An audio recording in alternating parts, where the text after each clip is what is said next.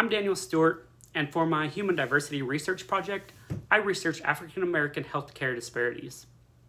The healthcare system is plagued with inequalities that have a disproportionate effect on people of color and other marginalized groups. These inequalities cause gaps in health insurance coverage, inadequate access to services, and poor health outcome among specific populations. African Americans endure the burden of these healthcare challenges.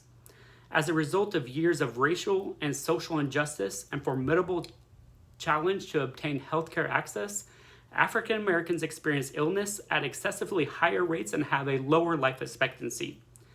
Social factors including economic disadvantages, inequalities in education, and lack of access to healthcare impacts an individual's ability to live a healthy and productive life.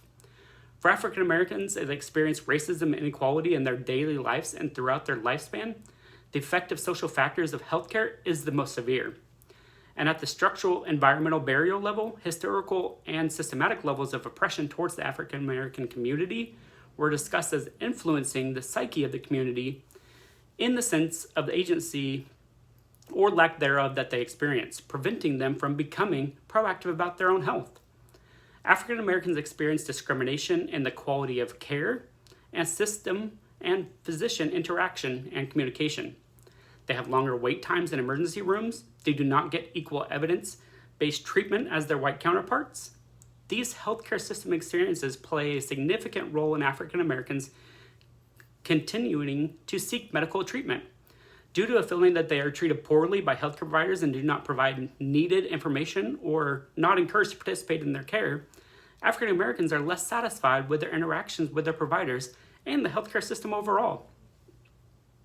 Poverty and healthcare profession shortages are contributions to the access and utilization in the United States.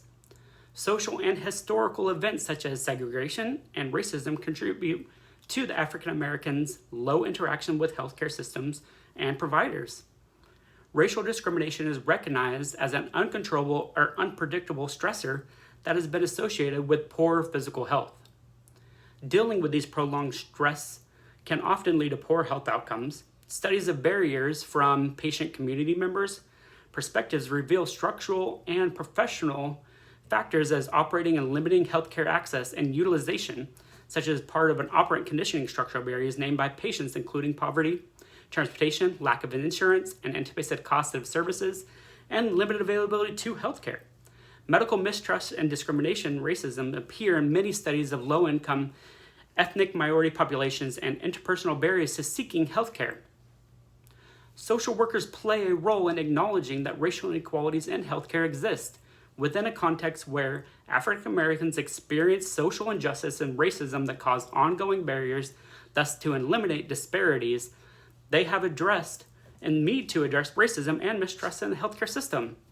This includes requiring anti-racism and critical race theory education as part of the professional training of clinicians, researchers, policymakers, and administrators.